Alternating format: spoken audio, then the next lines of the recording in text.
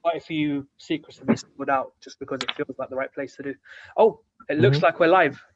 Oh, cool. We are live. We are live. What up? The last thing I'm going to say is, could you please mute your mics, and I'm going to hand over to Tanika, who's our host for today. Okay, cool. So we've got quite a good lineup today, so I'll just get right into it, and we'll start off with Shian Denovan. Sorry if I pronounce your name wrong. You know, I'm not good with all of that kind of stuff, so please just correct me. No Cheyenne? Is it Cheyenne? Shian? I'm no worries. So yeah, it's people struggle with it. I'm used to hearing all sorts of pronunciations. You're close. It's Sheehan. Shian. Okay, cool. Okay. So yeah, stage is yours. Cool. So today I'm going to do a piece called Consuming Eve, which is about the way that sex workers are depicted in the media and viewed by society. I think it needs to be discussed how someone can incite disgust, simultaneously ignite desire. Some feel the need to light a fire and find a witch for that pyre. When confronted with their own lust to save themselves, they feel they must channel hate in the direction towards the object of their affection. For others, she creates excitement, not only of the sexual kind. You study her and feel enlightened when you hold her in your mind. Oh, how edgy we are, how open-minded, how on trend. Look at me, I've got a sex worker friend. Just don't let her too close. Who knows what you can catch? Something dangerous is posed within this particular bad batch. Indulge your fantasies of intellectual superiority. Voyeurism tinged with pity. Talk about her to sound witty. Cast off the cliches and open your eyes. Expand your mind, expunge society's lies. The victim, the temptress, the slave, the slut. She could be almost anything but ordinary. She has to be other. She intrigues you, so long as it's not your daughter, your sister, your mother, your lover. A complete complex human, same as everyone here. Because of how she makes money, there's only one way she'll appear. When you're a sex worker, soon you will find whatever else you might be by your work you're defined. Whether viewed as compliment or slur, in others' eyes it's the deciding factor. People will always want to explore, and her world is almost the stuff of folklore. Curiosity into a life so different is standard, and these urges we feel have to be pandered. But curiosity killed the cat, and what right do we have, in fact, to reap entertainment without giving respect? So perhaps these urges, they ought to be checked. We consume her life and call it culture, tearing at her stories like vultures. Someone's suffering becomes a hobby. It's a tale time and time again told. Her clients might feast on her body, but society feeds on her soul. Oh, thank you, guys. That was dope. That was good. That was real dope. So much. Wordplay was sick. Man, whoa. Chills. Yeah. Sorry, can you guys hear me? Yeah, Yes. yeah, we can hear you. Yeah, thank you, Shian. That was really good. Like, it was a great start to the show. And I'm happy to introduce the next poet, which is Etienne Salemi. Thank you. Etienne, you out there? Yeah. One night around 2 a.m., while I was eating a really late dinner, I heard 3 words coming out of my parents' bedroom. Etienne isn't praying, which was weird for them because as long as they could remember, I had been on my knees 5 times a day. Now they spoke on how their own son had given into the old 666, dismissed this healthy living for Hellenistic sickness, so I sipped the last of my 7-Up that had long gone off, ate the last of my meal, and got ready to tell them that I thought the whole thing was asinine.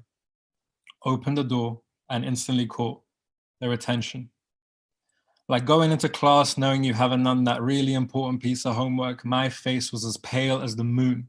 And looking into their eyes was like staring into the sun, so my sight and the floor shared awkward intimacy while my neck began twitching like a broken pendulum, and maybe that's why time moved so slowly, and the silence was anything but holy due to defiance, until my father baptized the moment and spoke.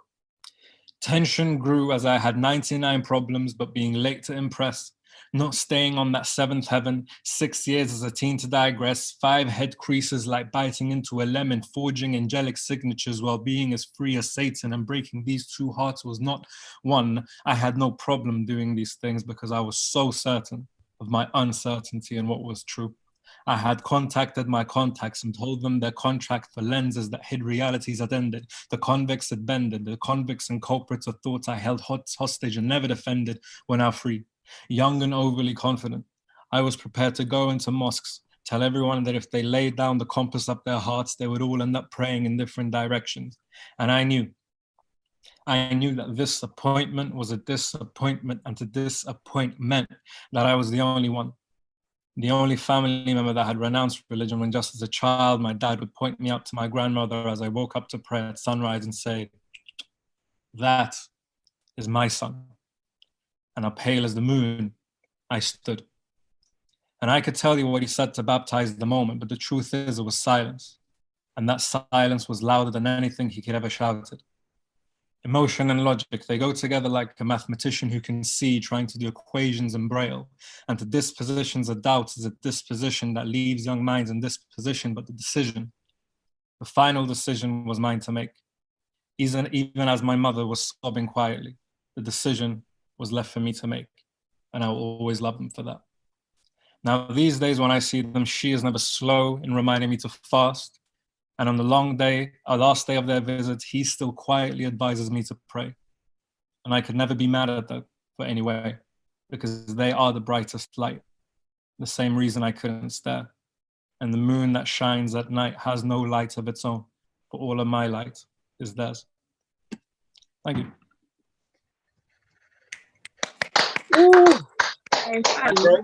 Hard. Oh, I really like that. Like, that was very deep.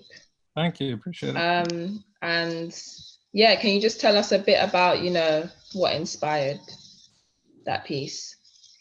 It was with a lot of poetry, I'm sure many of you have that kind of experiences. There's some things that kind of haunt you. And then when you finally take the time to write them down, you can kind of alter the angle of which you perceive things. And that changes how something that happened in the past that you thought was a really bad event, and kind of change it into something good through the way that you relate to it through the poetry. Yeah. Yeah. So what writing is about, like, writing is an outlet for you to just make what you want of the experience that you're writing about. You don't have to make it sad. If the situation was sad, it doesn't need to be happy. It's just how it flows on the page. So it's really nice that you said that. Absolutely. Thank you. Appreciate it. Thank you so much for that, Etienne. Cool. So next is my girl, Blue. Hey. I don't even know you. I've never met you before, but you're my girl now. Hey. Yeah, please let us know what you're going to do today. So I don't have a title for this poem. It's just, as I write, my pieces just don't have poems. So it's just a woman. It's just a woman poem. That's what I call it. Yeah. Okay, cool. Word. Here's to being a woman. May keep you when it feels like your hands are tied up and your feet are weighed down. When you need that push of encouragement, but there is nobody around but you. For the tribulations you're gonna grow from, but you will definitely struggle through for our addictions and our remissions and the many layers we're made of. So we can unconditionally love, but can't let go of a grudge or our insecurities or our pride. For the thoughts that have choked your joy till all you could see was suicide and it wouldn't let go. And I don't want to put you in my business, but this one I know very well. Here's to the women who run from their calling like Jonah in the whale. There is an appointment on your life. And you might not see it at times, but when God say go, it will all fall in line, I promise. Here's to the women who keep us big girls in fashion. To the men who think we're crazy but don't understand the reasons for our reactions, don't understand we thrive on passion, don't understand we already know the answers to the questions before we start asking. So be honest. That's all we want you to do, because how can we trust you to have our hearts if we can't trust you? Here's to the women who go hard for all the women in the world, and lesbians who look as beautiful in their wedding gowns as straight girls. We're curious girls who scream loud to see how much noise we can make until we're told to be seen and not heard, and our innocence is raped. So this is for the women who say what they want, whether you like it or not. From firefighters to astronauts, from pulpits to barbershops, she rocking it. So you better know that woman's worth, because it might be a man's world, but it is nothing without a woman's work. They don't call her Father Earth. Ain't no man giving birth. Ain't no man killing corporate America in stilettos and a pencil skirt. Bad walk, feet hurt, but that's part of the deal. Malala Yousafzai, Leland Shelton, Lauryn Hill, Jill, Masada, Marilyn Monroe, and all the women in this world I would never have a chance to know. This is for you. For when your heart gets scarred. For when you let down your guard and let a man be your God. This is for redemption. For the mistakes we make because we're women on top of being human. For the babies we couldn't bring home from the abortion clinics. For saying no to the dreams of others because we have dreams of our own. This is for the women who wake up in the morning with a warrior in her spirit, a lion in her voice box, favor in her sway, and resilience in her limbs. This is for the women who love so grand they create tornadoes when they blow you kisses. This is for the women who protect their homes with a prayer and a shotgun. And if it's true that a woman is battered every 15 seconds, then this is for the women who channel their inner Tina Turner. Oh, Miss Sealy, fixing the shade mister. During the course of this poem, there is no reason your light should not be shining if your power is on. This is for the women who are constantly reminded that this is a man's world, but still create the world that they want to see. Girl, you wake up in the morning, love yourself for who you see in the mirror, put on your pretty girl thongs, and you show the world what it's like to be a woman.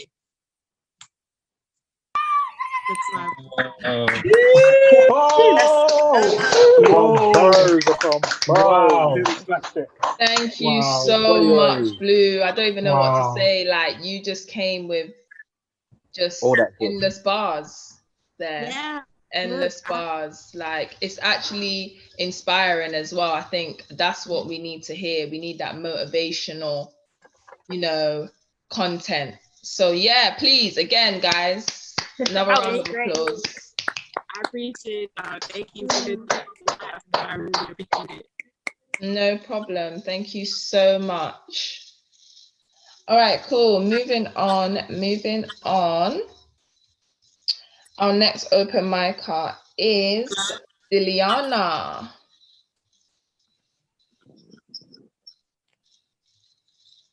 I don't think it's me. That's not what it says in the lineup. Oh, yes, you're the one that needs to go after 9 p.m. because of X-rated content. Okay, cool. I'll switch you. We'll move to Projo Paul. Projoy. Gosh, I'm a mess. Tanika, there's a list in the chat. So if you click on chat, the list is there. Yeah, you only put 3 names, my friend. So I'm going from the one on my phone. I know there's one at 8:25 p.m. I've got the rest of the list now.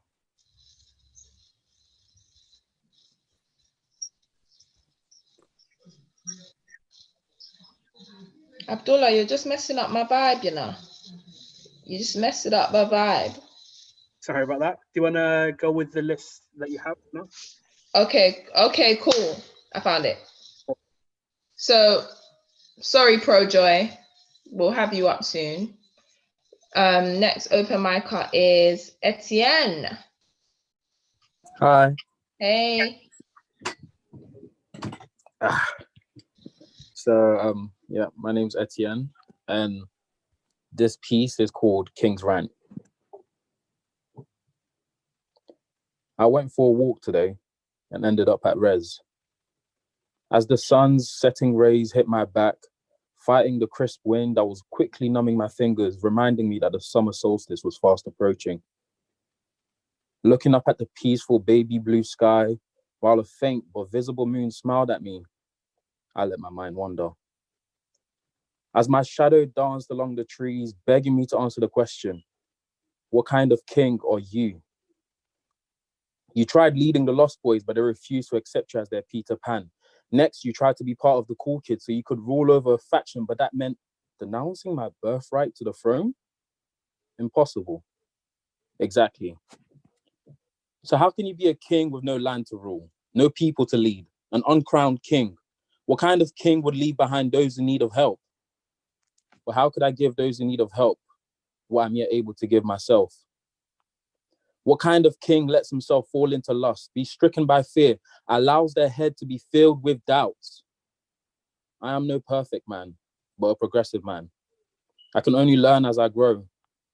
A king rules. A king is the most important piece on a chessboard. What importance do you bear? A king is meant to be regarded as the finest in their group. A king is meant to be royalty. So tell me,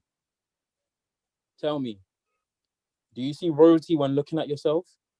What king would cast his seed upon a soil of procrastination? As I stared long and hard into the void that could only stare back at my emptiness, she finally spoke. Hey, what's your name? I'm Etienne, and you are? Etienne, that's a lovely name. What does it mean? Well, Etienne means crown, and Tieni is the head that crown sits upon. I added the next bit myself. This crown that was given to me at birth wasn't just any crown. It was a mantle passed down to me from my first best friend. A man whose voice was filled with such authority that when he spoke, the government listened. A man who enforced state and federal laws. A kind man whom I spent my Sundays with, marveling at his wisdom and the knowledge he spoke with. But now that he's no longer here, I must make this crown my own. This crown has weathered through every storm, has been at every battle, a crown that has had banquets to its name, yet it feels empty. It lacks purpose. And what purpose does an empty crown serve?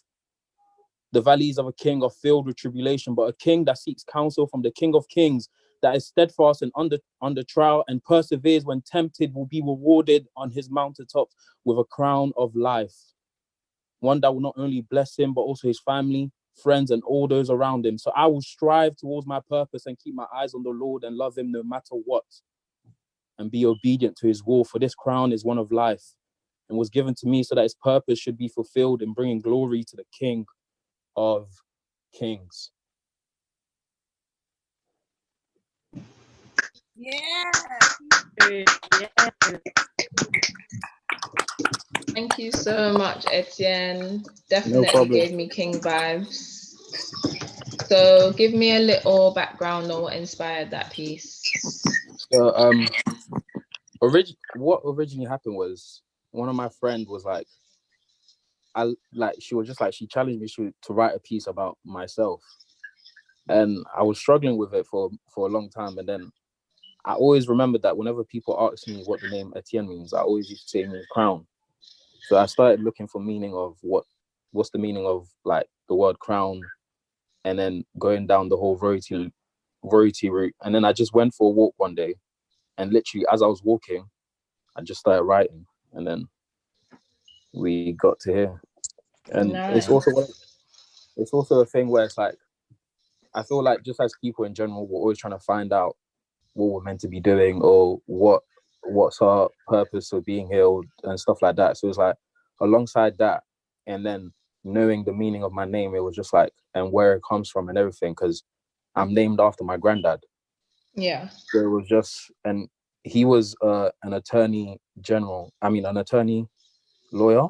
So it was like the difference in what we do, because I'm more creative, but he was more like within the government and everything like that. So it was like the difference in what we do and how we are as people. I was just like, how am I meant to now be like him, but at the same time be myself? Because it's like I'm carrying his name as well as being my name. So just justice to that. Yeah, I feel that. Okay, cool. Thank you so much for that piece. Thanks. Okay, cool. So next open micer is Magda.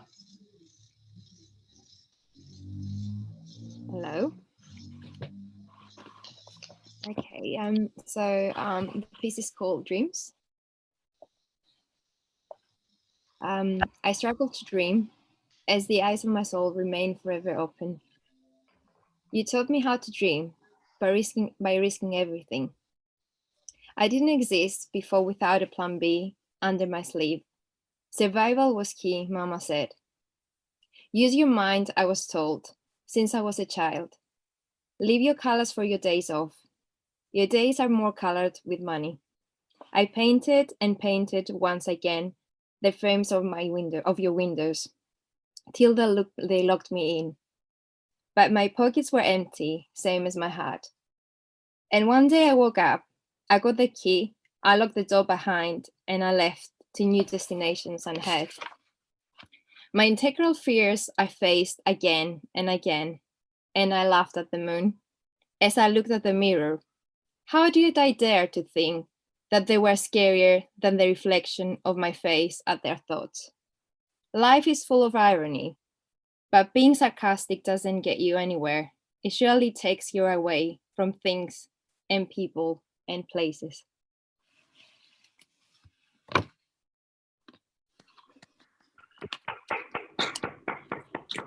That's great. Ooh. Sorry, I keep talking while I'm on mute. Thank you so much, Magda. You're welcome. So it was a short and sweet poem. So can you just give us like a quick, bit of info about where that came from? It's one of the very short ones actually. Mine's usually quite long.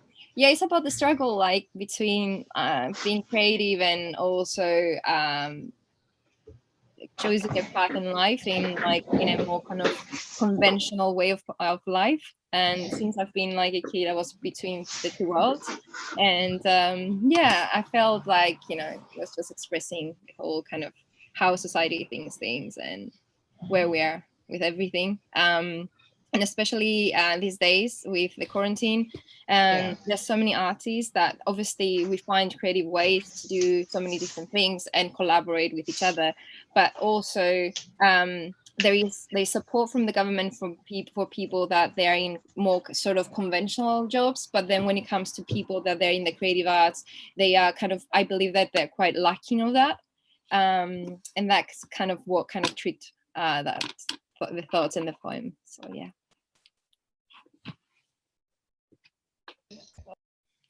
Sorry, I was on mute.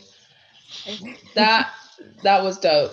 Like, I always like poems that, come from, something, how can I put it? Something that means a lot to you. Do you know what I mean? And there's a lot going on in the world right now. We're all isolating. That's why we're on this virtual open mic at the moment. And it's nice that we can actually create in this time. Do you know what I mean? And it's nice that all of us can still share in this time as well. So thank you for that.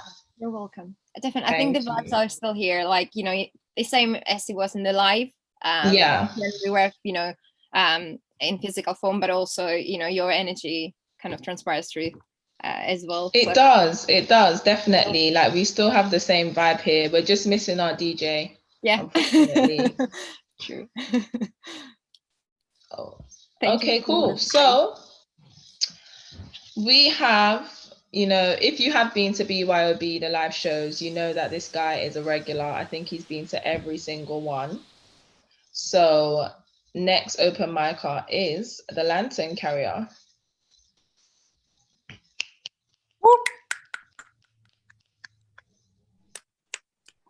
I think he's in.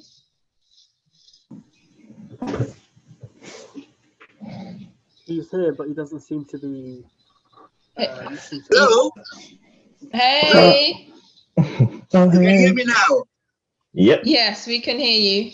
Great. You have to unmute me. I just did that myself, not to work. Oh, sorry. Renewal. Okay. Eggshells mingle among the garden of flowers, creating a basket of garlands, magnificent in splendor. A pageantry of beauty like a canopy blankets the grove. its luminosity of colors, creating shimmering rays in which the chicks and bunnies rest. Tulips blush open, flapping their wings in awe of this magnificent setting. Oh light, my light, your bluebells converse with the honeysuckle, unabashed by their nakedness in this sacred sanctuary. A flood of charisma dance around the grove, kissing the ambience of this reverential moment. It is spring. Easter beckons and the snow-white doves chant verses heralding the victory of the one called Christ. Rejoice, O seeker, rejoice. Winter's gone, symphonies come laughing with the breeze. The lily compliments the songbearers, while the magnolias glow with unhurried grace. Just yesterday, I said to the daffodils, "You look so alluring, my friends."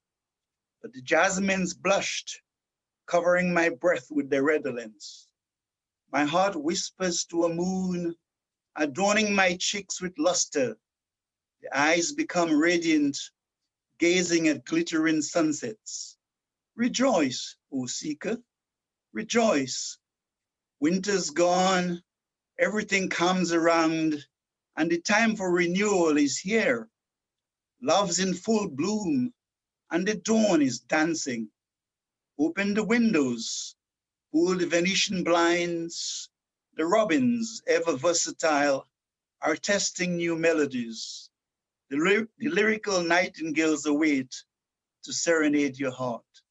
The lantern carrier. Thank you.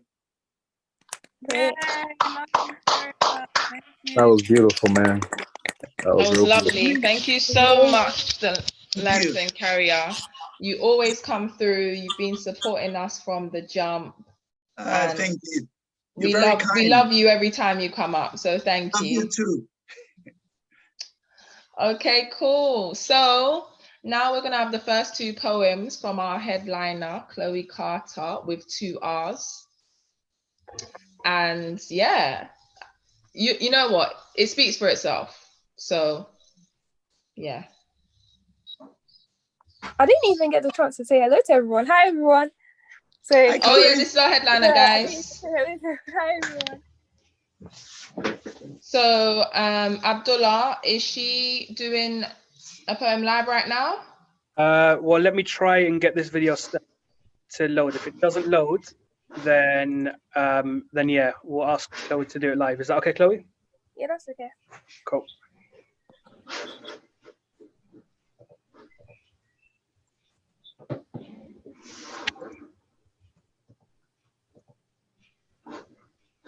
All right, I'm going to share my screen now. Hopefully it works now. It wasn't working earlier on, but fingers crossed it works with us now. Can you see the screen?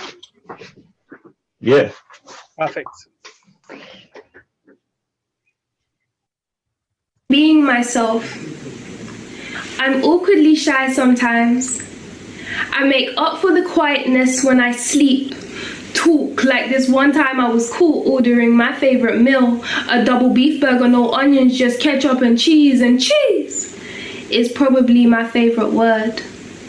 I smile so much so my cheeks actually hurt. I love being in front of the camera. I still scream cheese even though I'm lactose intolerant. I like my Sundays on a Wednesday. Haagen-Dazs strawberry cheesecake come my way cause I'll tolerate anything for you. Then came a time when I was mature enough to understand that my best moments aren't always captured by the camera. So my focus is to angle myself so shots aren't the only thing that I shoot. I'm always aiming for my goals. I'm a Capricorn. So you know how it goes. I'm a Capricorn. So you know I'm the goal, I've been told. I'm a good friend, but you can't always get a hold of me. My phone's almost always on D&D, so if you call me and I air you, breathe it in and bear with me. My most expensive purchases, spending a lot of my time being late. I think it's because I want to take advantage of the fact that I'm still alive and guided by the Most High and guided by the divine. I've actually convinced myself I'm not late. You know what they say, the illusion is time. I haven't really dated much in my life. I've only had one serious relationship. We had the deepest connection. I mean, like the strongest connection. And that was with my Wi-Fi. If you ask me where I'm from, I'll probably tell you heaven or somewhere in the sky. You know, there's angels on earth. That's why I always look so fly. If you ask me where I'm from, I'll tell you I'm half Jamaican and half Ghanaian. It's insane. I always find myself picking and choosing whether to say plantain or plantain. I've got my heart in the game. I'm Chloe Carter and there's art in my name. Can't draw any comparisons because we're hardly the same. I only compete with the rain. I'm just trying to see who's really got the most drip. My life is a backward script. I write the endings of my poems before I know how they begin. I draw upside down. Poetry is a vessel that lets my words flow out, but this is what the confusion's about. Whenever I look into the mirror, I wonder if I'm looking at myself or looking for myself. Because I'm not always a reflection of who I want to be. I am more than just my name, YouTube, art and poetry. I promise you there's more to me. I speak in metaphors. Poetry is my native tongue. Every conversation is decorated with sarcasm and completed with a smile. I'm Chloe Carter with 2 R's. And why don't you stay for a while? On being myself, all right, and that was the first poem.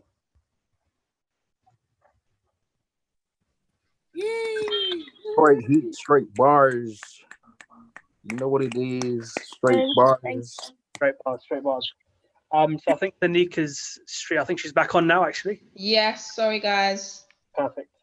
So just once you set up, Chloe, that was beautiful. Can you just tell us a little bit about yourself? You said a little bit about yourself in that piece, but you also do YouTube and art. Can you tell us a little bit more about that? Yeah. So I do poetry. Thank you everyone that performed as well before me. It was amazing. Like, it's so fun listening to you guys, and I can't wait to see the rest of you guys perform as well. But yeah, I do art and poetry and YouTube. So I'm a YouTuber as well. But I just took the time during quarantine. A lot of us are just working on ourselves, and kind of it just forces you to work with yourself because most of us are by ourselves right now. So I just wanted to write a poem about me, and it's the hardest thing to do when you just write about yourself. So yeah.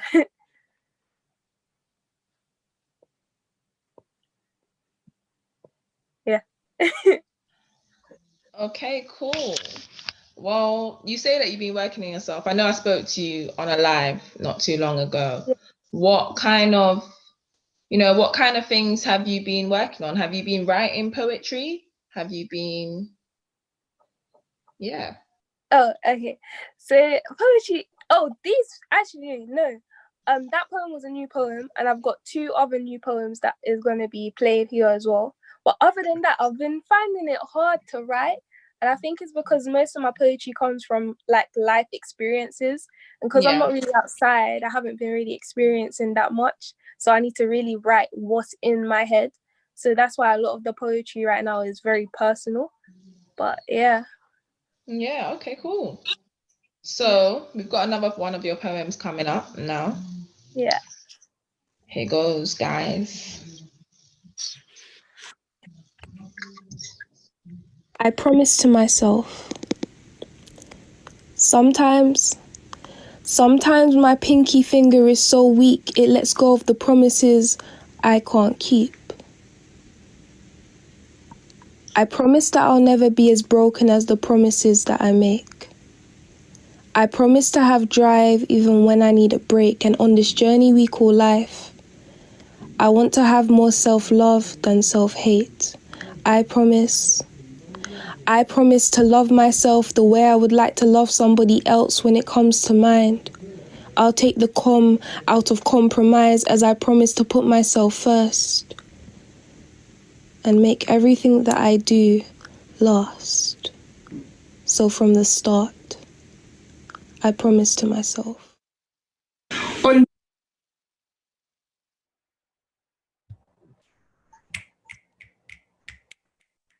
Sorry, guys, I need to get quicker with this unmuting.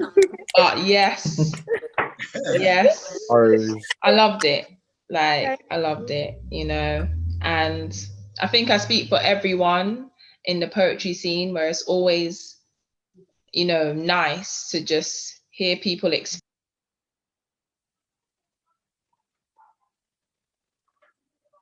Danica, you're muted. Shit. Can you hear me now? Yeah, we can hear you now, yeah.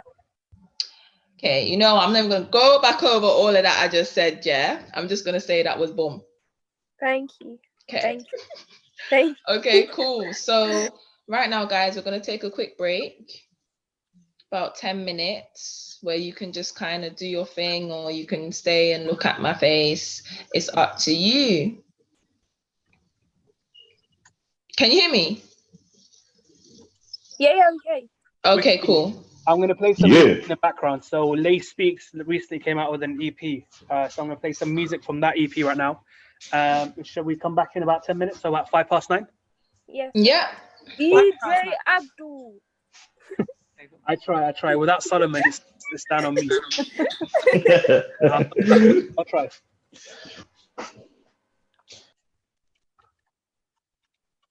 For whatever happens, whatever cat rapping that bull crap, we pull that. Dealing with the capital letters. Niggas deliver it good, they'll just be rapping it better. Let's just get off of me for a minute and off for these niggas something off for me. D-I-C-I, kill niggas so.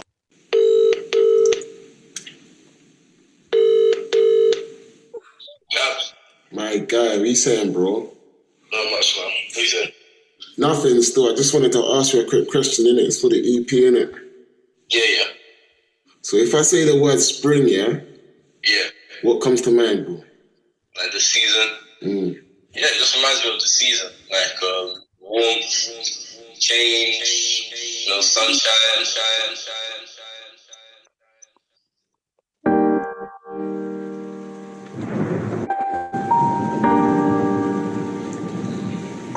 I am Vincent van Gogh with dyslexis, illustrating with words for your sake. This is entitled The Flower. With my brush I prepare your portrait. How many have you let devour, leaving you brittle and sour, absorbing the soul in your nectar, till your nutrients are emptied of power? You gave all of your love to men, then had nothing left for yourself, cause they leached on and used you for all of your goodness. My goodness, I'm scared for your health. See, you're what some might call a late bloomer. Just imagine you lost your way sooner. But when left looks like right and up sounds like down, remember you fought through the rumors. They say you're a weed, not a rose. My flower, don't let them get through to your soul.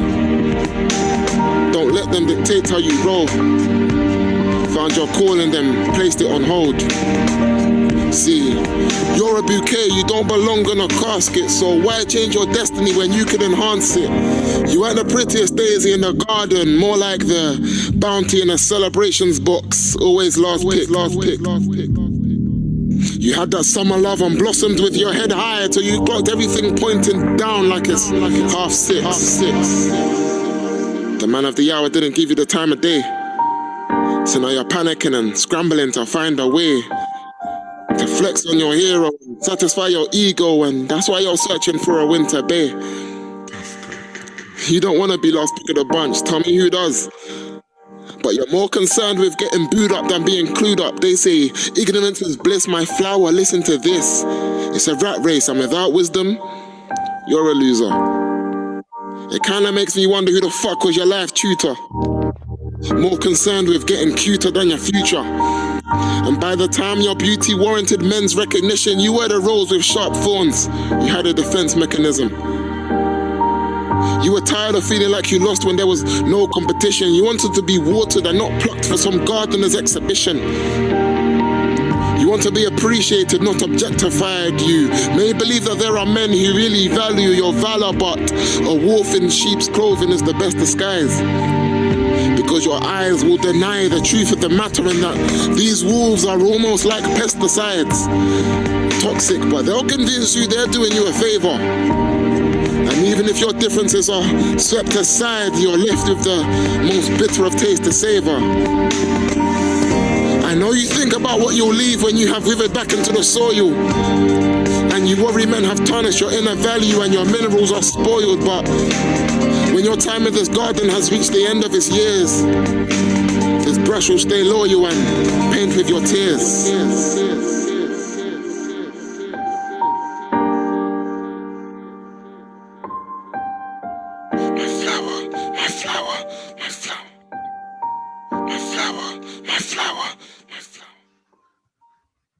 You can't let the way you're treated by people take its toll. One thing I've learned about acting out of spite is that there's always collateral damage. If you could count how many people were counting on you, you wouldn't worry about who's counted you out. So make every day count. Rise up, my flower, and take your rightful seat on that throne.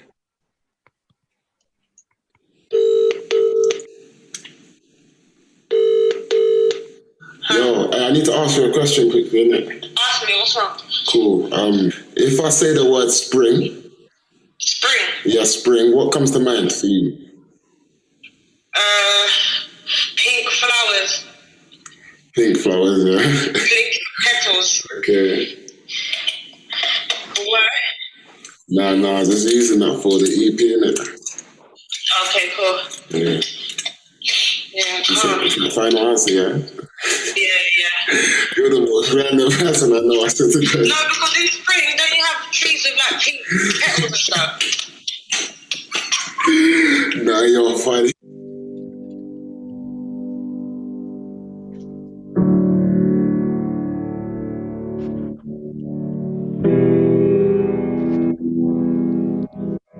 I'm working my ass off, so pay homage. Not compulsory. The world is in debt. I want the respect that's owed to me. And I want my friends to be as close to me as O to P. I'm trying to grow up fast. I'm practicing adultery. But I don't steal hoes. And Gabriel grow. Every single day I blossomed from a little rose. I used to be a hothead with a warm heart, but a certain someone gave me the icy shoulder. So now I feel cold. Juxtaposition had me balling.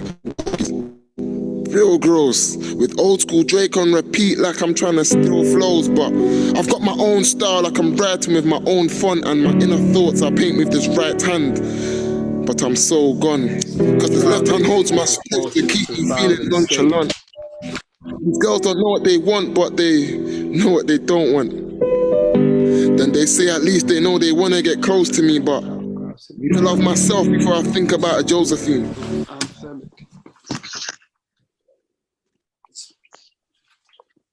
Trying to read more and study like an academic, run to up my cardio and become more athletic. Lots of time with my son and wife, they're angelic, but I don't want to raise them on this planet as man left it. Peace to the doctors, nurses, paramedics, and key workers craft until the battle's ended. For better or for worse, the year 2020 will forever be defined by COVID-19, how it dominated our daily news headlines, timelines, and television screens, necessitating major behavioural changes in the form of lockdown, Ben, if you can hear me, you're still on mic. We can hear you. Either COVID-19 or coronavirus, so-called, because when examined under a microscope, it boasts some spikes which resemble those you'd find on a crown. And Ben? The crown is corona, which is appropriate. An emblem which signifies a monarch when worn by its owner. Appropriate when you consider how its clutches control us, except the extent of its conquest can't be compared remotely to the Romans, the superior successor to the Tsars, who tried to take over back in 03, but now just look like court jesters and jokers.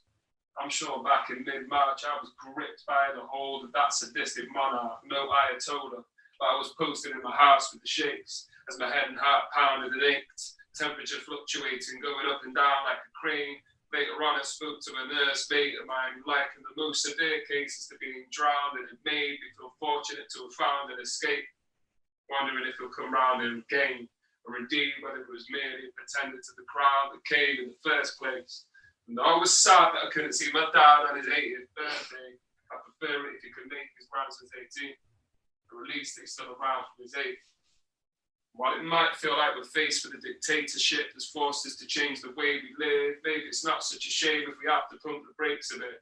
The irony is that everyone's zooming now, even though we're not going anywhere and our location's fixed.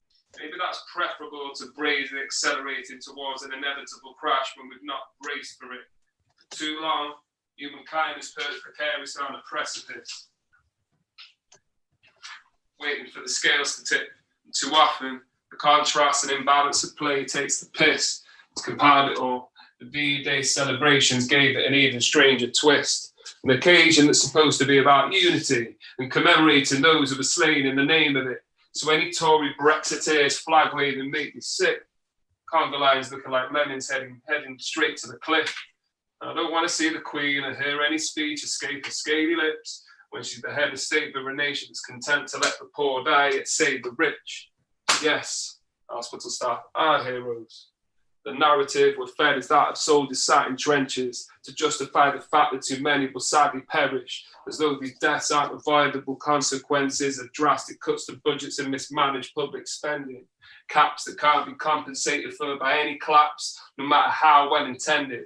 So forgive me if I'm a little apprehensive. We're not comforted by the quotas, we're not inspired by your quotes, but we could be if you actually meant it.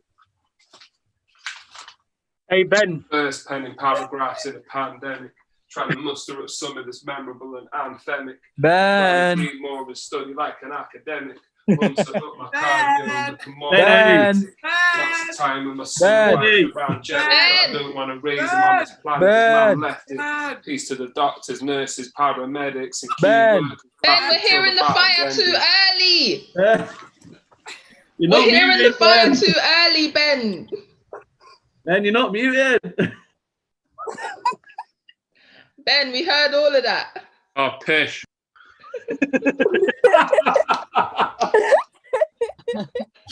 Oh man, keep going. I was feeling that.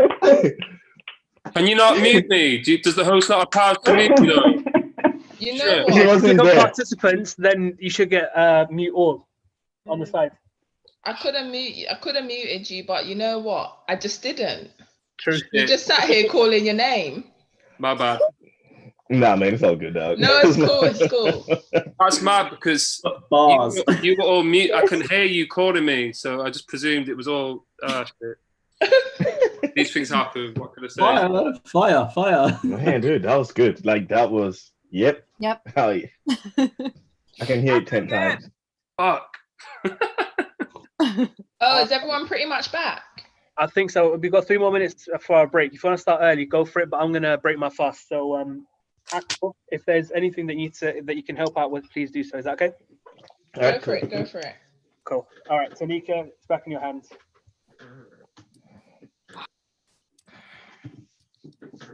Cool. So we've got a couple minutes. So we'll just give it a bit.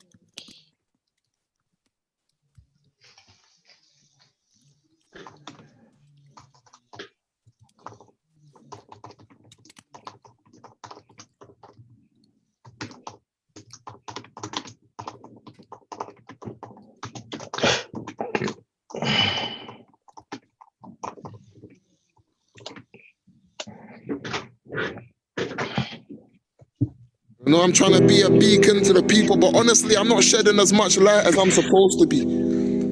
I want the shackles off my feet while they wear jewels for Nicole to see. I used to want to look rich, but I'm not one for the faking. No more acting. I need presidential status. Ronald Reagan. I used to change girls often because they had my ear aching, and I got robbed at 15 and didn't even catch the payment. So, girls called me a jerk. Boys called me a chicken. And everyone's thinking back when I used to act Jamaican. You know that? There's new bonds that I'm making. Friends that I'm losing. It's really quite amusing. My colleague said I'm wavy, and I told her I'm just cruising through life, watching friendships sink. But I don't worry about who's out, I only worry about who's in. Some pay attention while others are just using, which is why I pay extra mind for the company I'm choosing. And I pay no mind for conversations if they're just seducing. Gable isn't just growing, Gable is improving. Music to my ears, yeah.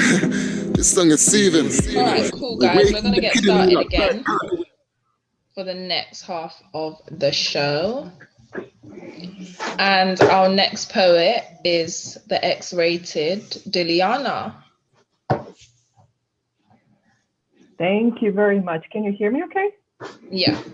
Okay, excellent. Thank you so much for having me. It's been a great show, also great behind the scenes show, and thanks for the warm up act, I suppose. I have a poem which is, it's called "We're Here."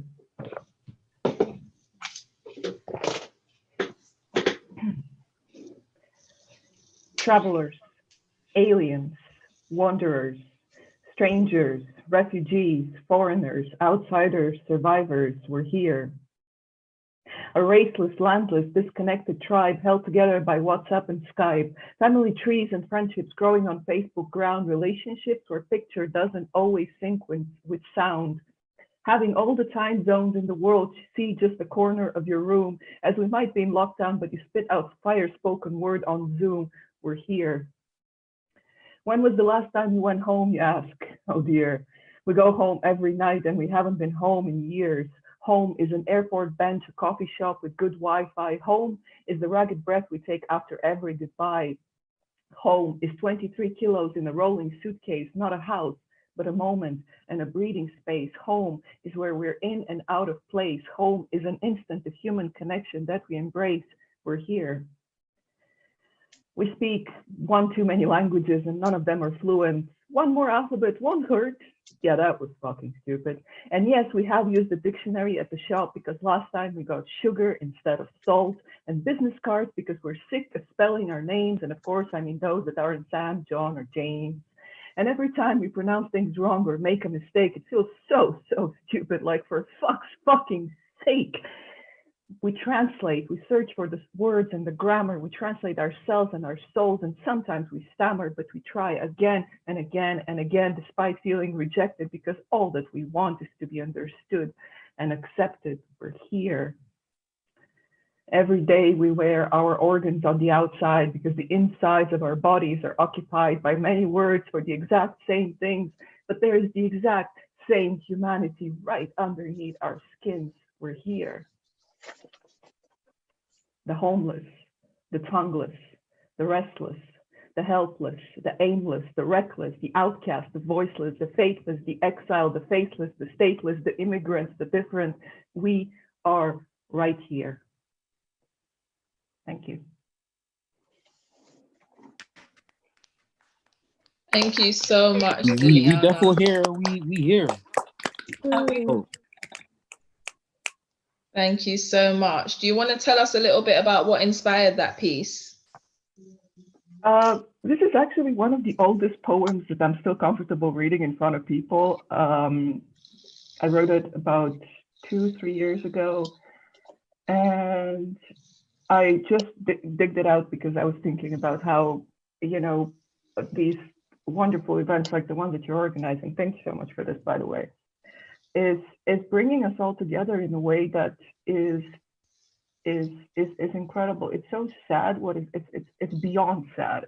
It's like an earth-shattering event what's happening right now, but we're still reaching out, we're still connecting, and I guess for me, the fact that we're still here together and we're reaching out is really everything. So yeah, it is, and it's you guys that help make it what it is. Without you guys signing up to perform, we would have no show. So thank you guys. Thank you for having us. Love. No problem. Okay, cool. So our next poet tonight is, give me 1 second, is Pro Joy Paul. Hello. Hey. Hi there. So the stage is yours. Okay, sure. Yeah, this should I say what this piece is written or what it's about, or should I just get started? Yeah, sure. Yeah, basically it's about someone's evocation and recalling of a past memory or experience. It's about mind games played during a teenage relationship, as well as it being toxic. I call it, the piece is basically called gaslighting. Mm-hmm. So yeah, I'll get started. His first relationship experience. She constantly lied, even on small things, and played mind games, which left him paranoid and feeling like he's not good enough. He starts thinking that he must be an ugly person on the inside and out. The paranoia doesn't leave him, as it was he who let this person enter his life, which has him mistrusting and believing everyone is out to play him and have their way with him. So believing no one's sincere, it was the fact they broke up, yet she kept messaging. So the feelings and thoughts would not leave him alone. If it's power you want, go ahead with an equal, not with someone who's trying to be genuine. Tagging pictures with him on Facebook. He should have seen the lies beforehand when she said she hasn't been laid in 2 months and what she's after, seduction. He questions, why me? Am I that ingenuine, gullible, insincere? Constant teasing, playing him at will. It was evil. Saying she isn't expressing because, well, she's inexperienced. The lies are harmful for a truthful person who engages back. He should have just put his mental state at priority rather than being pulled by this temptress. If these are life lessons to teach him to not let someone enter his life with this much ease, then maybe he's not in any condition for anyone to enter his life. Paranoid, mistrusting, feeling extreme pain.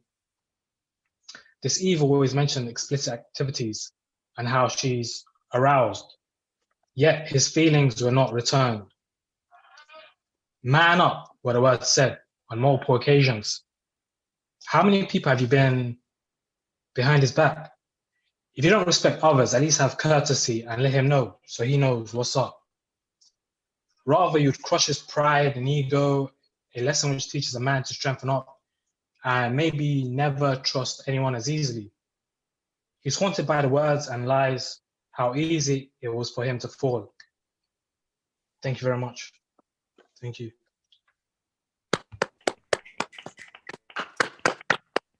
Thank you so much, Pro Joy. I appreciate that piece, definitely. Okay, so moving on swiftly, because we've got quite a few more poets to go. We have Loz Bitchin. Hey. Hey, Lauren. How's it going?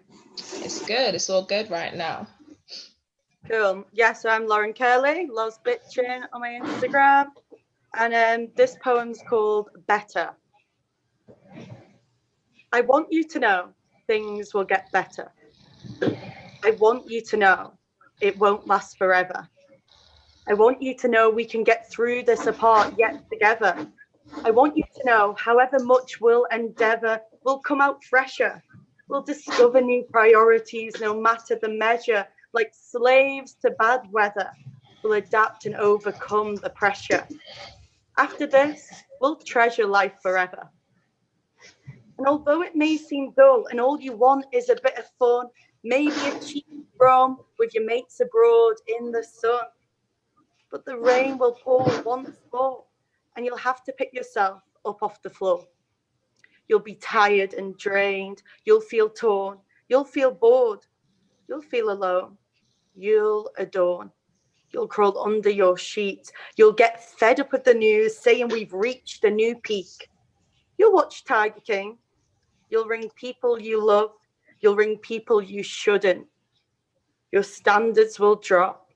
You'll say you'll eat one, but you'll eat a dozen. You'll tidy every room. You'll argue. You'll make love, if you're lucky to have your spouse. If not, to your hand. Your home will become your brand. You won't be tanned. Your roots will grow. You'll take to the box dye. You'll long for a healthy glow. You'll FaceTime for hours. You'll buy flowers. You'll think about all the weight you've gained, chained to your house, strain from your phone, pain by your brain. You'll wonder how you'll sustain. After all, we weren't trained to be self-contained. You'll open up like a jack in a box. Then you'll watch the clock. Tick tock. You'll start. You'll stop. You won't take showers. You'll miss happy hours. You'll reflect on how ungrateful you were, how much you took for granted, and you'll learn. You'll think about key workers. You'll clap at 8 for our doctors and nurses. You'll watch through the window as the sun comes and goes, as the world slows. You'll promise the next day you'll be better. You remember this won't be forever. You'll try to relieve self-pressure, surrender, say your mantra, and not be a slave to your mind in this uncertain and unpleasant time. But I need you to know things will get better. I need you to know this can't last forever. Yes, Lauren. Thank you. Loved it. And I can tell you right now that a lot of what you said applies to me.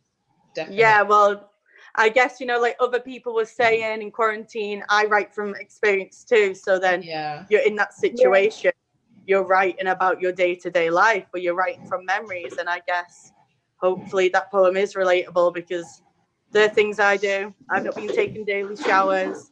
I've been eating a dozen of biscuits instead of one, all these things. Yeah, that's what makes up quarantine life, just being on Zoom constantly, chatting to your friends, just all these little things. We're going to look back in 10 years and be like, oh my God, during the time we spent our lives like on Zoom. It's so true.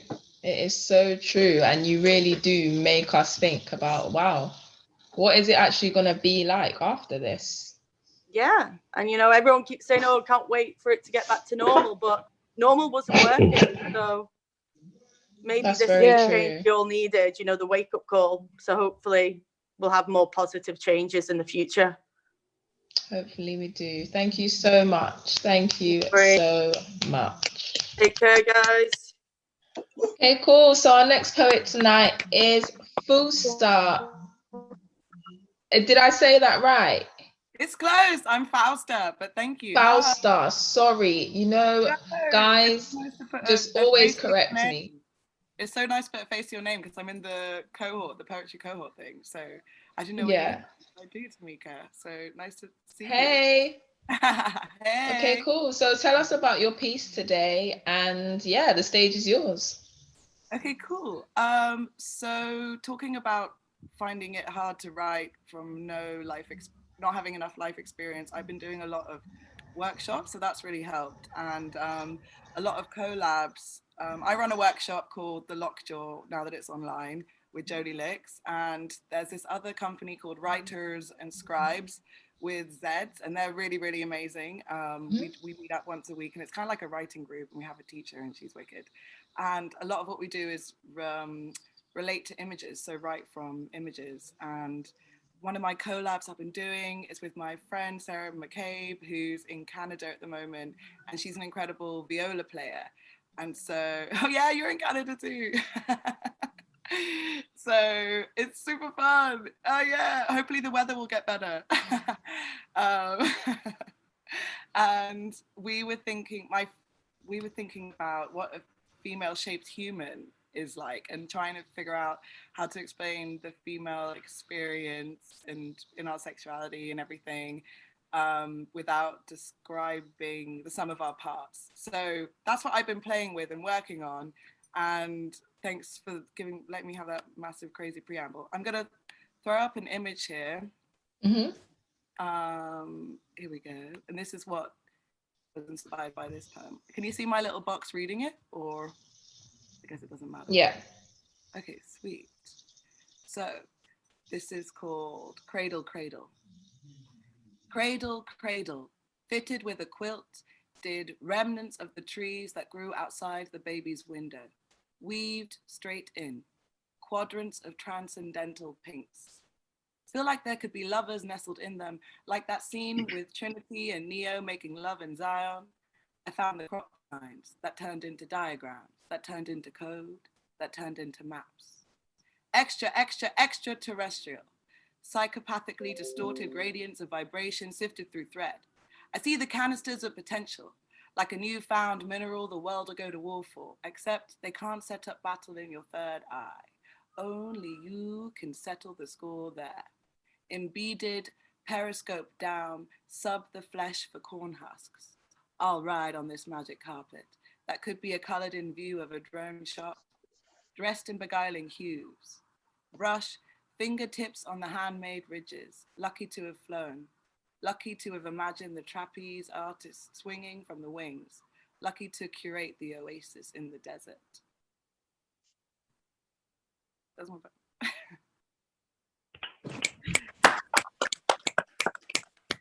Sorry, I was on mute. Yeah, thank you so much for that. Thank you so much. And please drop your link in the chat and where people can find you. Same goes for the rest of you guys. The chat is on the side. If you just kind of drop your link there, drop things that you want people to check out so that they can, you know, follow you after the Zoom chat.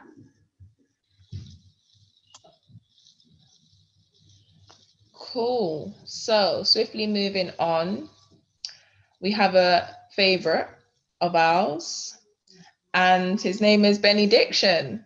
You've heard a bit of his poetry already behind the scenes. You sorry. I've never seen your hair, Benny. You know, yeah, this is it. Yeah, I've not had it shaved or cut since lockdown began. Yeah. Yeah, so the floor's yours when you're ready, Benny. Yeah, sorry. Apologies. I had to log out because it crashed, and when I logged back in again, I didn't realise I wasn't muted. So some of you might have heard this already. Oh, that's all right. I'll just pretend you didn't, just humour me. Yeah, I mean, similar to, I'll just do the piece and then, maybe I'll chat about it after instead. Okay. It's perverse, penning paragraphs in a pandemic, trying to muster up something that's memorable and anthemic. I'm trying to read more and study like an academic, run to up my cardio and become more athletic. Lots of time with my son and wife, they're angelic, but I don't want to raise him on this planet as man left it. Peace to the doctors, nurses, paramedics, and key workers graft until the battle's ended.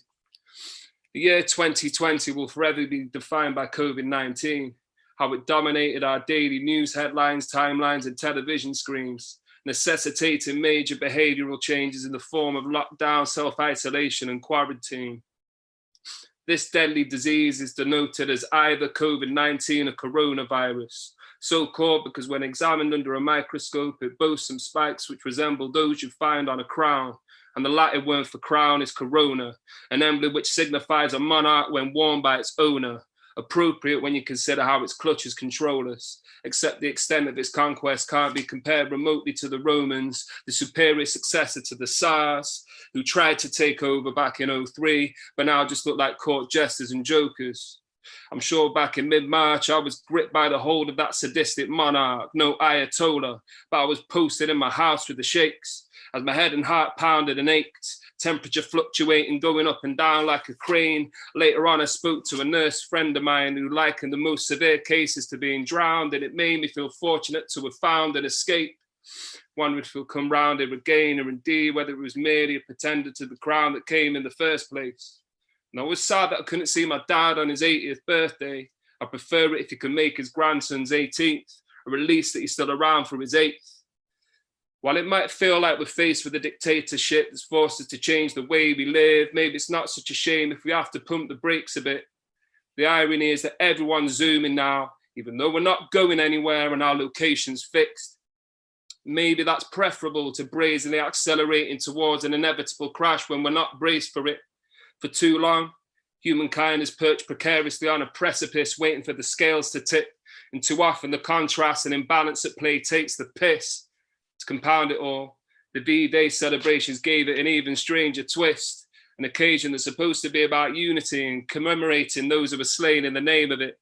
So any Tory Brexiteers flag waving make me sick. You're looking like lemmings and conga lines heading straight to the cliff. And I don't want to see the Queen or hear any speech escape her scaly lips when she's head of state for a nation that's content to let the poor die yet save the rich. Yes, our hospital staff are heroes, but the narrative we're fed is that of soldiers sat in trenches to justify the fact that too many will sadly perish, as though these deaths aren't avoidable consequences of drastic cuts to budgets and mismanaged public spending. Caps that can't be compensated for by any claps, no matter how well intended. So forgive me if I'm a little apprehensive. We're not comforted by the quotas, we're not inspired by the quotes, but we could be if you actually meant it. It's perverse penning paragraphs in this pandemic, trying to muster up something that's memorable and anthemic, and trying to read more and study like an academic, run to up my cardio and become more athletic. Lots of time with my son and wife, they're angelic, but I don't want to raise him on this planet as man left it. Peace to the doctors, nurses, paramedics, and key workers grafting till the battle's ended. Thank you. Cold. Oh, Oh. The amount of bars that would drop there. It seems like, you know, you guys are not having any trouble creating during quarantine. You know, even though we may not be getting the same experiences as we used to before, it seems like we're still able to create fire. So yeah, thank you so much, Benny. Thank you, appreciate that. Big up, thanks a lot. Cool, swiftly moving on. We have Just Joe. How we doing? Hey. Hey. Is that how I sound? Nah, not at all. I just can't help myself. Okay, cool. Cool. So I'm Just Joe. Yeah, this piece isn't. I mean, we've had some deep poems. This one is called Morning Glory. So I'm gonna take it somewhere else with this one. I'll just get into it. I want you. I want you to be the last thing I see at night and the first thing I see in the morning. I want to wake up to the sound of you yawning and stretching while that one ray of light comes pouring between the blinds and the birds sing their song of dawn and we just roll into an embrace. Morning breath be damned as we turn face to face. I kiss your forehead and let my fingers trace your hip bones and pull you into me like a puzzle piece being put into place. You've got goosebumps from the cool breeze of the bedside fan. And I've got that thing that happens every morning to a man. And I won't pretend you don't notice because you definitely can. And it's like you hear my thoughts because suddenly I'm in your hand. So it's morning glory for us both and this opportunity will not be wasted. The first meal of the day is important, but before breakfast, you'll be tasted. See, your flower giving off the sweet smell of nectar has me buzzing. But let me be, honey, because in your ear I'll be cussing. Because in your hands they feel like they're rushing. And God damn it, at this rate we won't make it to the loving. So I'll grab your wrist before it's too late and tell you it's your turn. Start kissing down your body slowly over your curves. And keep going gently with my lips until I taste you like an hors d'oeuvre. And then I'll hear your breath holding your body tense. Your toes curl and you grab the bed sheets so intense. The breath you release all at once speaks volume of how immense. So I rise like the sun ready and your eyes are begging me. Your hands are egging me on, pulling me closer, propelling me. And so we get into it. Switching positions again, intimate. Learning each other's bodies and getting intricate. Letting time flow from seconds to minutes. But minutes feel like hours. But it doesn't matter because time is just devoured. Our bodies covered in sweat like it's April showers because nobody, convinced that nobody has a love like ours. The clock hits 12 and fireworks go off. At least that's what it feels like. Yeah, this is morning glory, but I could lay here until night. Both of us breathing heavy, but calm in each other's presence. It just feels right. It's like two has become one. I guess this is what true love feels like. Thank you. Wow. Ooh, Joe. That was South. Joe, that was I was taking it somewhere else. that was intense, man. That was intense in a good way. I'm In sorry. a good way. I mean, the last time I performed this, someone was watching it with their mum, and I got one of my friends watching it with their mum, and I got told off. One of my friends messaged me afterwards, like, "Joe, you could have warned me. I was watching with my mum," and I was like, Yeah, that definitely needs a disclaimer. Definitely. But that was dope. Thank you very much. Thank you very much. Dope. Thank you so much. So we have one last poet before we have 2 more headline videos from our headliner, and that is Alex. Hey, Alex. Hello. How are you? I'm good. This poem has this title of Madonna weeps every time you pretend to come. Sorry. Can you repeat that title again, please? I said, Madonna weeps every time you pretend to come. Interesting. Okay. Because when I grew up, I grew into a tree, bending with the weight of forbidden fruits, ripe and rotting in polluted heat. There was a clear difference between a t-shirt and a tank top. Wear something with spaghetti straps, and there was always a grown-up throwing shame on my shoulders. It landed like molten lead. The bones in my arms left me. I learned my bare skin made me something unholy. I snap, recoiling, because everyone's staring. Pointing, they glare like there's nobody there. She was 16, a friend of the family. I look up into her eyes, blinking in baby blue. I look up into her eyes, underlined bold, lids blinking in baby blue. She walks tall in her heels, a platform of their own. But they push her sideways, up then down in a glance. They translate for me the length of her skirt, how it means she's asking for it, till I too glance sideways. I'm always scolded for peeking at kiss scenes, my cheeks flushing more from the guilt than the imagery. When I was 9, I'm called garbage because a boy kissed me. Please understand me, he did it so quickly, blushing more from the guilt than the spit on my cheek. As I got ready in the morning to go to sleep, the glass would be looking, but not at me. Here my reflection is stuck in 2D. But for every recoil, there is a fired arm. My fist lands, the image cracks, copies itself onto shards, stuck on repeat, I leave. I wake up to live in my dreams. Follow this road paved with crushed petals and stolen thorns. They lead me to the open shore where every last wave is also the first. Lights bounce back in watery forms. Here, my reflection is moving in stillness, still in movement. Barefoot in wet mud, I'm growing upright into the tree I was meant to be. The bones of my arms are returning to me. They reach out, light, when spring comes to tease. Still, I could not masturbate. I imagined something ugly in the parts forbidden to me, because too many times I had stepped out of my own flesh, only swelling in his arms, playing porn star or starfish. Too many times my nerves left me, snapping, recoiling. I've only known pleasures vicariously, indirectly, second-handedly, always passing through me.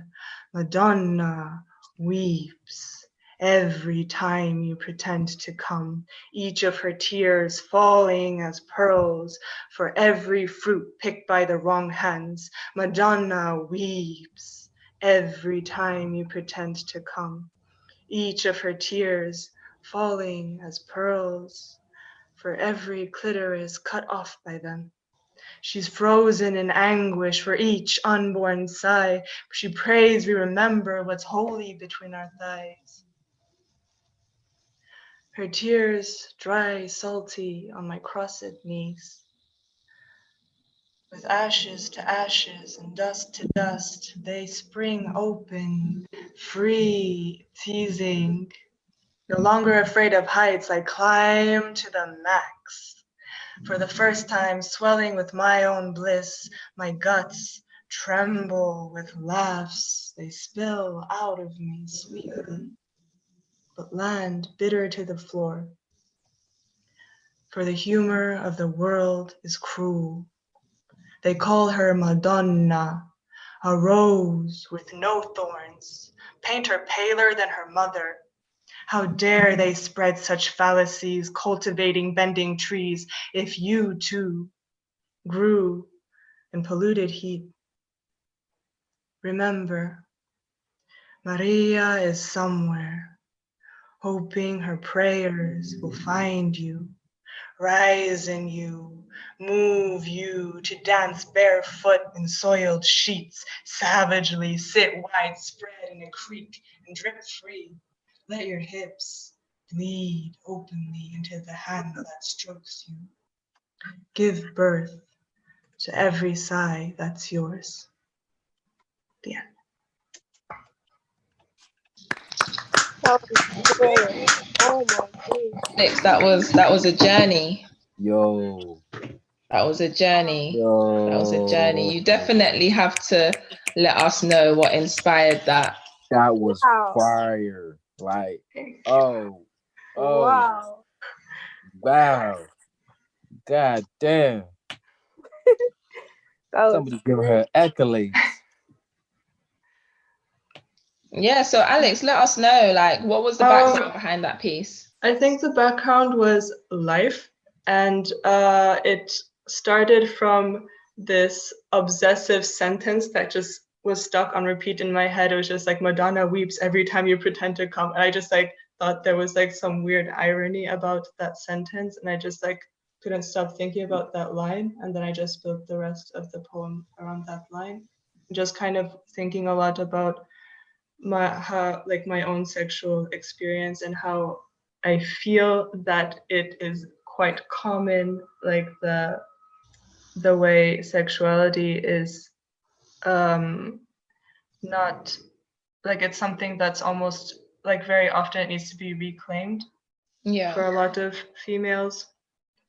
And I think like it was just based off of this. And I think like because I also like was thinking a bit about female genital mutilation, and I wanted to put that in the poem as well, because I felt like it's not only like I didn't want it to be only about like my own personal experience, but also like generally what is happening in the world, and how does like not only one culture, but it's like many cultures view female sexuality as something that is not theirs, and that it takes a lot of time to unlearn. Yeah, honestly, like I think I speak for everyone in the in the meeting right now that was amazing. It really was. So please, everyone, give some clicks for Alex again, please. Thank you so much. Thank you for sharing that with us today. Thank you. Okay, cool. So we've got our last two headliner poems from Chloe Carter with 2 R's. So I don't know where Abdullah is. I'm here. Yeah. So when you're ready, Abdullah, do your thing. Will do.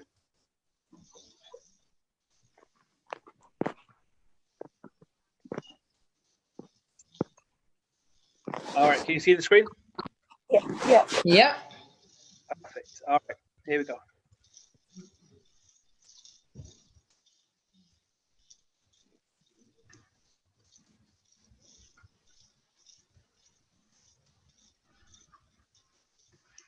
Is it not playing for you guys? No. No. Okay, I think my computer's started to crash a little bit. Chloe, can you hear me? Yeah.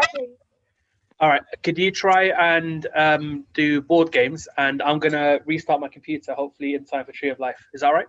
Yeah. Perfect. All right. Hey guys. Hi. Okay. Thank you guys all for performing, by the way. I'm just gonna perform a poem called Board Games. This poem, it basically references lots of board games because I love playing board games, and yeah, so it's called Board Games.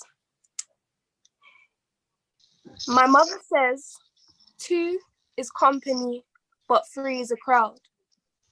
It never did speak volumes to me, but now that I hear it out loud, my energy is exhausted. Lately, my inner peace decided to forfeit, and I'm still playing games like, guess who I'm talking to? I'm giving them 21 questions. I scrub with their hearts, weighing my options, but none of them ever get chosen. See, my heart is a treasure, so you wouldn't have a clue. I'll keep you guessing where my head's at, like we're in taboo, but I do play nice and I roll the dice and I like to give out chances. But you can't try to play me physically or mentally. You really played me properly. This is not Monopoly. I'm not buying it. I am not your property, so I don't owe you a thing. See, I was just trying to connect more. We was playing Connect 4, love, letters, sit on top like it's checkers. Oh, the young boy strikes. All right, he's got techers, but he ain't the only baller. So I'm moving on with my frustration as I continue to roll the dice, just hoping to get a match. And I love getting doubles on the dice, but it's not really nice when the person looking at you actually has snake eyes. See, I'm busy playing snakes and ladders, but snakes are alive. I'm busy playing snakes and ladders with people in real life. And I know that all sounded like a twister. So let's spin it. In case you think I care, if I ever did lose you, it still wins over here. Because if I'm not what you're looking for, go fish. And if you ever try to catch me again, make sure you don't miss. You can find me on the net at Chloe Carter with 2 R's. I said what I said. My name's easy to remember, but I'm harder to forget. My name's easy to remember, but I'm harder to forget. My name's easy to remember, but I'm harder to forget. You regret. That's Carter with 2 R's, correct. If you don't act right, shuffle to the left. I speak with my chest, and on the board, I'll be your most valuable player. I'm here to protect. I'm a queen protecting my king, but occasionally he has to get put into check.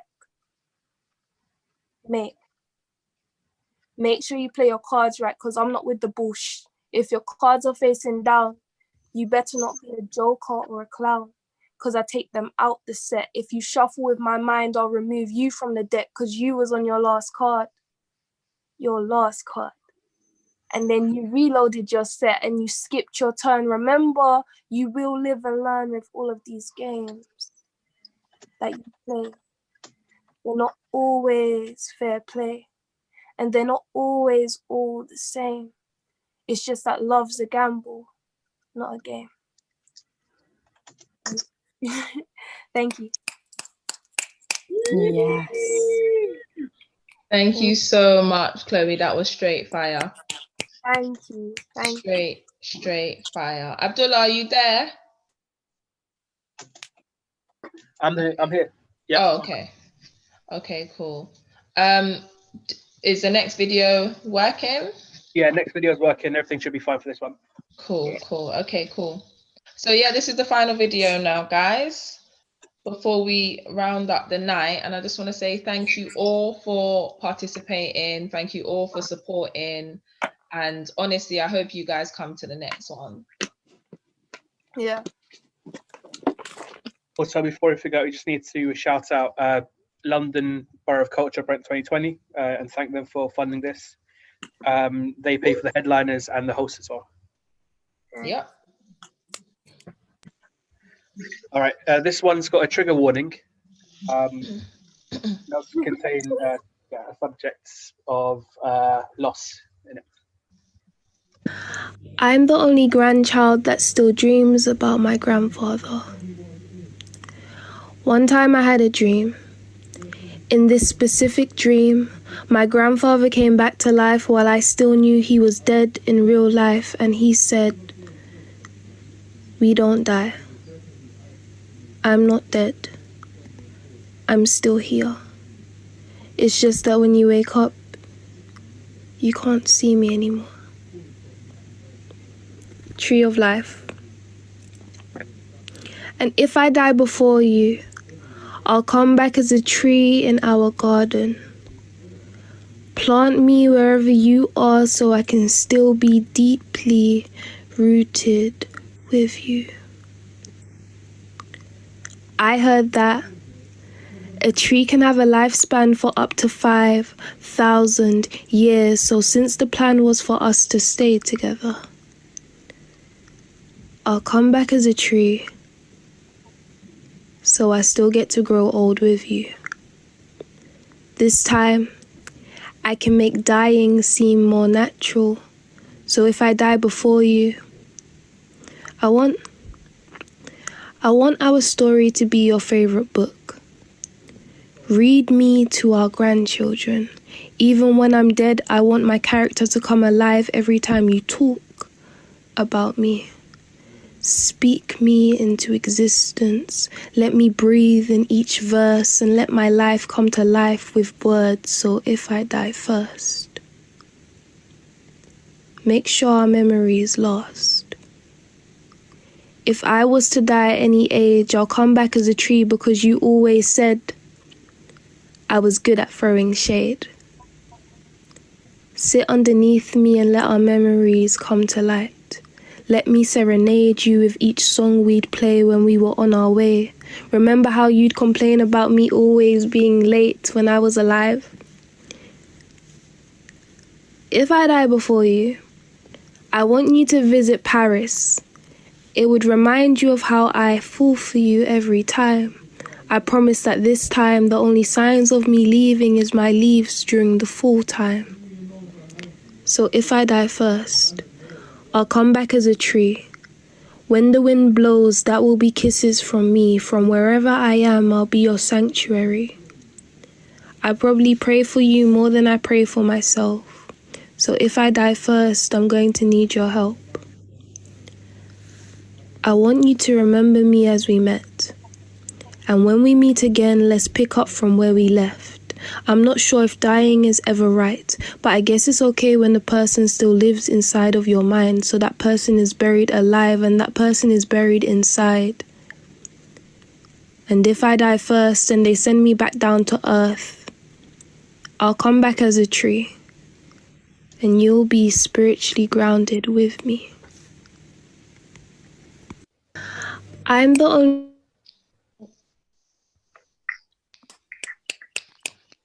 Wow.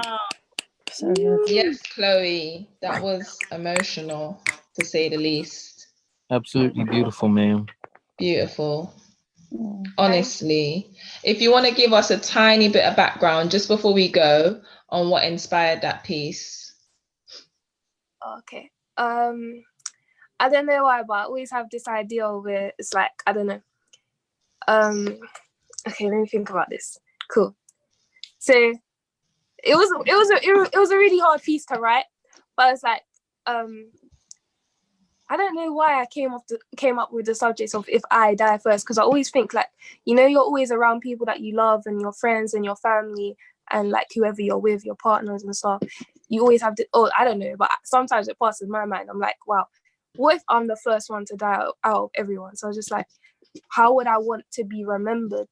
And like one of my favorite lines is remember me as we met, because when I performed it to my friends, they were like, as soon as I heard that, I instantly thought of the first day that I met you. So yeah, I just wanted to do a piece like that. And a tree, like also I done connotations because the tree of life as well in the Bible. But I also read up it means something powerful in Buddhism. Like there's so much positive connotations to do with trees and stuff. So yeah, I just wanted to do that. Yeah, it's amazing. It was amazing. Thank you so much. Can we have another round of clicks, please, guys? Thank you. Thank you. And thank you all for putting up with me today. I appreciate it. And I appreciate all of you sharing your words. Like, honestly, I'm going to take a lot away from just this one event. And that is why we do it. We just want to keep inspiring, keep motivating people, and just keep creating. So thank you so much again. And I hope to see you guys soon. If you're not following me, follow me or drop your details in the chat if you haven't, and everyone will follow everyone. Yeah. Okay. Yeah, well, thanks. Take care, guys. And Take I'll see you care. soon. Bye. Thank you so much. Thank you. Bye. Bye bye. Thank you. Take care. Next show, 1st of June.